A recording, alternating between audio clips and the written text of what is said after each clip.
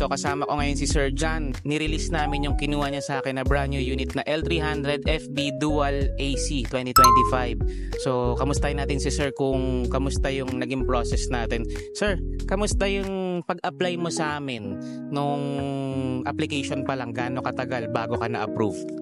Okay naman, mabilis. 4 days lang, release din kaagad yung sasakyan. So, kamusta sir nung nakita mo yung unit? Okay naman po ba? May nakita ka bang di okay sa'yo? Wala naman. Intact naman. So sir, si sir pala isang businessman. Ang business ni sir ay? Meron akong stainless dog cage fabrication, gate fabrication na stainless.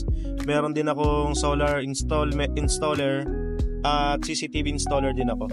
Sir, okay lang ba sir? Bibigay natin number mo. Baka kontakin ka ng mga clients natin. Baka may gustong kumuha sa'yo ng mga solar panels or yung mga gates. Okay lang sir? Okay. Natin.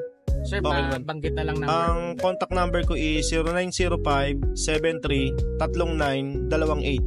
So, ayun guys. So, kung kailangan nyo ng mga fabrication ng mga gates or solar panel or pwede rin kahit construction ng bahay, tawagan mo lang si Sir John. Ilalagay ko yung number niya dito sa taas.